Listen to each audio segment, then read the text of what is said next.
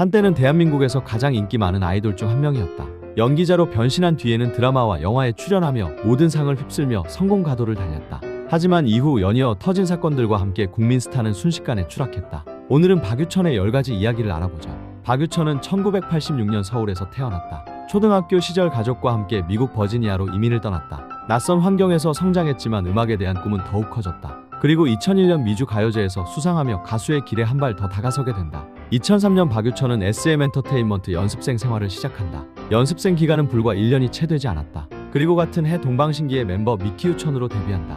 동방신기는 곧 대한민국을 넘어 일본과 아시아 전역을 휩쓰는 초대형 그룹으로 성장했다. 허그, 라이징선, 미로틱 등 수많은 히트곡이 탄생했다. 특히 박유천은 부드러운 이미지와 영어 실력, 그리고 감성적인 음색으로 큰 사랑을 받았다. 당시 팬들 사이에서는 미키우천을 까면 사살이라는 말이 나올 정도였다.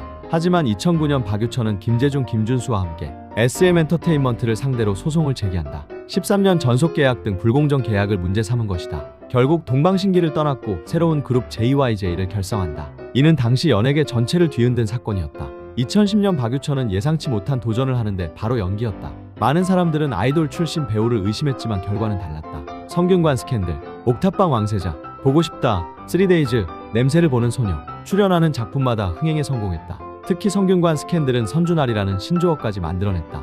2014년 박유천은 봉준호 감독이 제작에 참여한 작품인 영화 해무에 출연하는데 엄청난 일이 벌어진다. 청룡영화상, 대종상, 백상예술대상, 한국영화평론가협회상, 신인상을 휩쓴 것이다. 아이돌 출신 배우 중에서도 손꼽히는 성공 사례가 되었다. 하지만 2016년 사회복무요원으로 복무하던 중 성폭행 혐의로 고소를 당한다. 이후 여러 건의 추가 고소까지 이어지며 대한민국이 떠들썩해졌다. 결국 수사 결과 혐의는 무혐의로 결론 났고 일부 고소인은 무고죄로 처벌받기도 했다. 하지만 유흥업소 출입 사실 등이 알려지며 대중의 신뢰는 크게 흔들렸다. 하지만 2019년 더 큰 사건이 터지는데 전 연인이었던 황하나와 함께 투약 혐의가 제기된 것이다.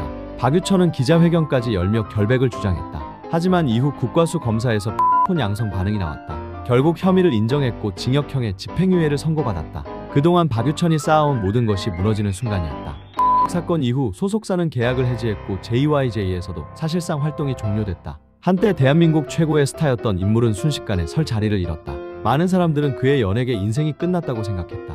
하지만 박유천은 완전히 사라지지 않았다. 일본을 중심으로 음반 활동과 팬미팅을 이어가면서 2024년과 2025년에는 새로운 앨범도 발표했다. 여전히 그를 응원하는 팬들이 존재하기 때문이다. 가수와 배우로 정상에 올랐고 한순간에 추락한 탑스타. 과연 박유천은 대한민국 대중 앞에 다시 설 수 있을까?